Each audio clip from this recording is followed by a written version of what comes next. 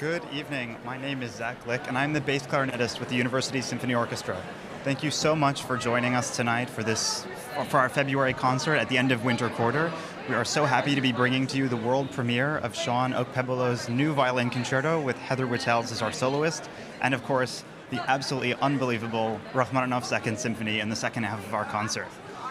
I am just so happy to be part of this orchestra and to be part of this year, of course, as our celebrations continue, honoring Barbara Schubert's 50-year legacy on the podium in front of this orchestra. This concert, we're doing something, as you probably noticed, a little special tonight. I'm going to be taking you on a little bit of a backstage tour. We'll see who we can find from the orchestra, maybe our composer, maybe our soloist, and get a sort of a behind-the-scenes treat for everyone tonight. So let's see who we can find. I think our soloist is right up here. Let's see if we can find Heather.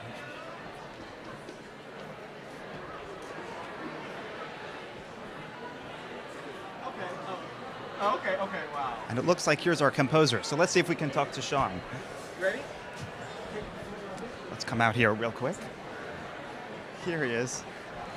Shawn, hi. First of all, congratulations. Thank you so much. And absolutely beautiful playing, and thank you as well. So this is really great. This is so exciting for us to be premiering this piece and also to have you here with us.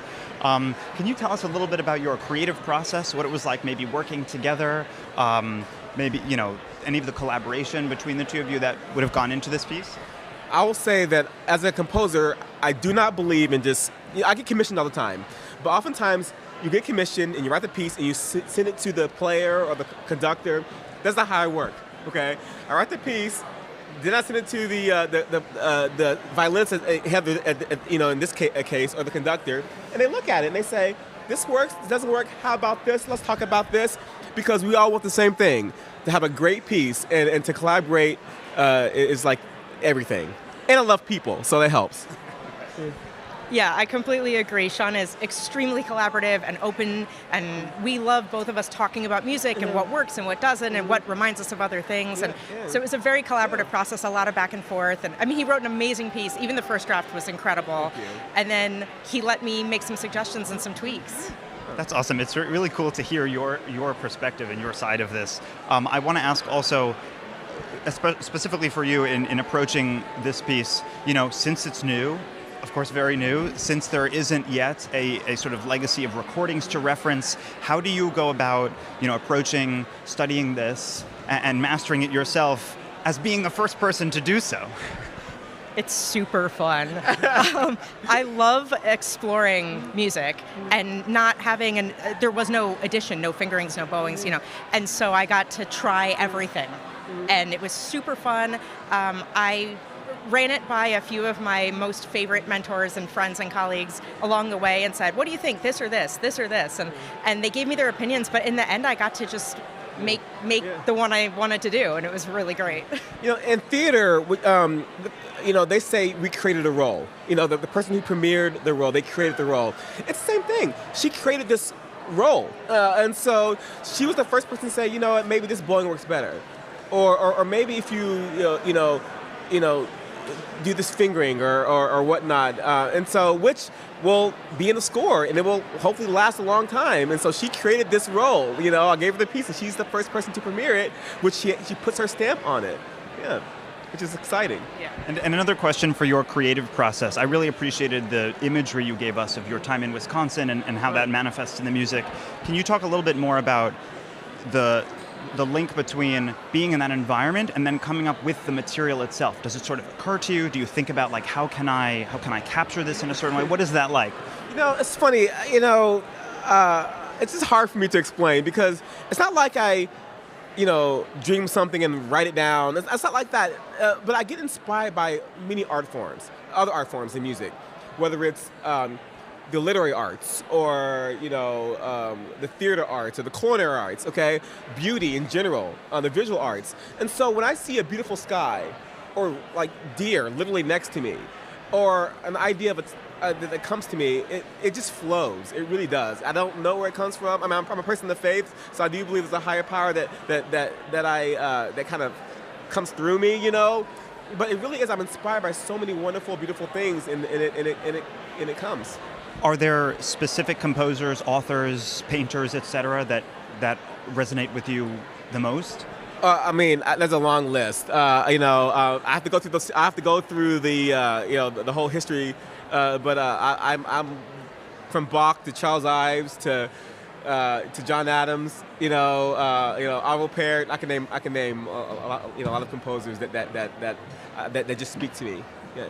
That's very cool. Well, thank you both so much for writing this piece and for playing with us and for taking some questions for our audience at home. Hopefully we get to do this again at some point. I love it. Thank you very much. Very, very cool. Well, let's see who we can find from the orchestra backstage. Maybe there's someone who wants to share a little bit about their time in the orchestra.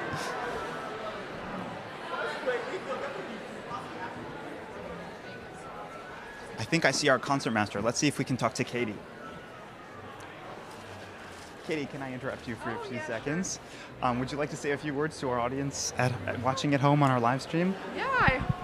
Tell us a little bit about who you are and your experience with the orchestra, how long you've been playing, something like that. Yeah. Hi, I'm Katie Gallagher. I'm a violinist in the University Symphony Orchestra, and I also do a math PhD here at UChicago. I've been playing with the University Symphony Orchestra for 3 years now. It's been a lot of fun. Maestra Schubert is amazing.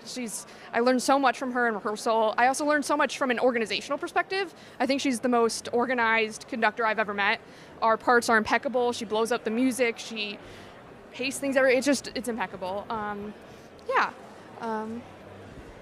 you want to tell us and the audience at home maybe a favorite memory of yours or a favorite piece or program that you've gotten to play while being here?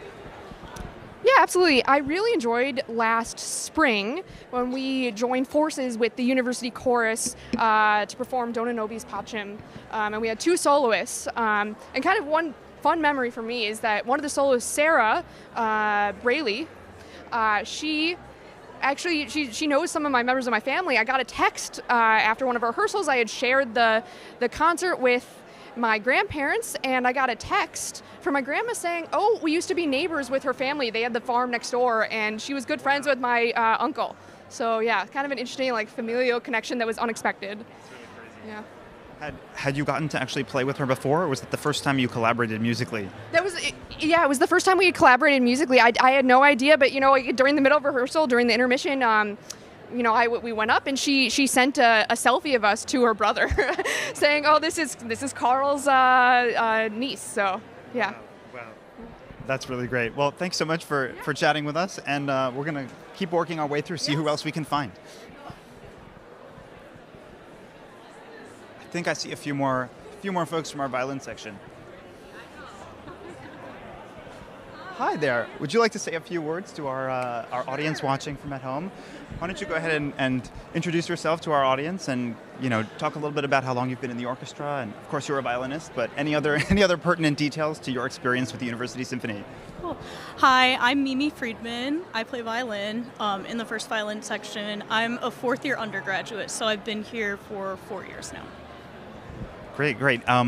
In looking back on your time in the orchestra, is there a favorite concert you got to play in, a favorite repertoire or a piece that Barbara has programmed? Yeah, Barbara programmed, I believe it was my first year, Don Juan, which is a super intense violin part, and it was so cool to be able to play it, and the fact that she put that much trust in us was just great, and we pulled it off. I just wouldn't imagine being able to play that piece in a college orchestra, so that was awesome. I remember that pretty well. That was a lot of fun, and I remember feeling as an orchestra very good about that performance. That was really, really great. Yeah, and it seems like you want to say a few words also. Why don't you introduce yourself to our viewers and same sort of question to you. Do you have a favorite piece or repertoire? Yeah, my name's Celestine. I'm a 4th year in the college. I've been in the orchestra since my freshman year, so this is year 4. I'm the harpist for the symphony, and I think my favorite all-time piece was last year when we played Wagner's Wasps Overture. It has a beautiful harp part. It's beautifully written for the orchestra, and honestly, all 4 years, it's been an absolute privilege to play under Barbara. So, yeah. Awesome. Why don't you just pass the mic on? Yeah. We'll just continue down the line. I'm Julie. I'm a junior at the college, and this is actually my first year in the orchestra. And my favorite repertoire has to be, honestly, the last concert, because Bernstein's one of my favorite composers, and having the opportunity to play that piece was just super fun. Yeah. Now, a question for all of you. You know, Barbara does often, at the end of each season, sort of take a survey from all of us about which repertoire we would like to do at some point. If there is a dream piece that Barbara could program with the University Symphony, one or two, I'm sure we all have like laundry lists of music we'd love to play, what would it be? Oh, I'm not sure. Well, since you're a junior. Oh, Right. Yeah. my favorite piece, definitely Beethoven's 7th Symphony, and I also really, really love Mars, but yeah, that's also You said Mars? Mars. Oh, okay. Yeah. That's so fun. Yeah, I think we did that at a Halloween concert several years ago, and that was pretty epic. Yes, that sounds right. We only cite Red Jupiter, so maybe that's next. That's right. If we did all of the planets, that would be a pretty epic evening for sure. Well, thank you all so much for joining us and for speaking to our viewers at home. I'm sure you're all very excited about the second half, about the Rachmaninoff. Maybe one last question. Certainly premiering a new piece is really exciting, and we've had the opportunity this season alone to perform two very new pieces, this being a world premiere, and I believe the other was our Chicago premiere of Daniel Pesca's Piano Concerto. How is that? Like from your experience in the orchestra, can you give our viewers a sense of the sort of, what does that feel like? I don't want to put words in your mouth, but is there an excitement about playing a brand new piece?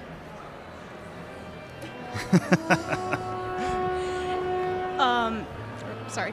Yeah, I think it's super interesting going through the process, because at first you just have the bare orchestra part and you're missing like the bulk of it when it comes to the solo. And so Barbara kind of has to manage every part and be able to substitute in what the solo part would sound like. So it takes a lot of work on her end, especially with the Pesca. It was pretty much a different time signature, like every single measure. So that was a lot of fun. But yeah, it's really unique to be able to bring in that soloist and create good new music. Yeah.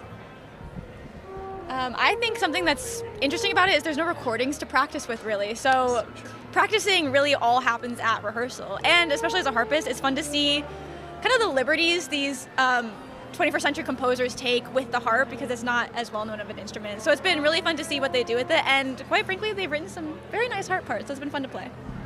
I think both of these pieces have been such a big contrast to like all the other pieces we play. So like for me, it's just been super fun, like working with the new, like whatever they put in, such as like the new time signatures or like the strange like flugelton or trills. It's just really fun to play and learn. Well, I would certainly have to agree with all of that. It seems like we have only a few more minutes until we have to until we get to commence with the Rachmaninoff Second Symphony. So I'm going to head back to my seat. But thank you all very much for joining us, and we'll see you on the other side.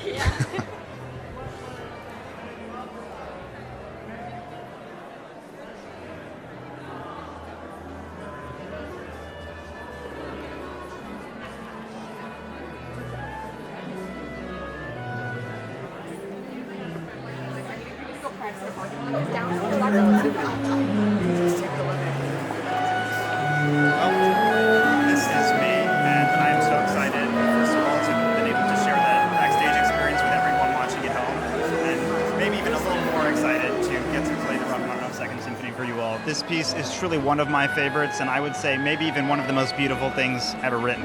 So I hope you enjoy, and thank you for joining us. We'll see you next time.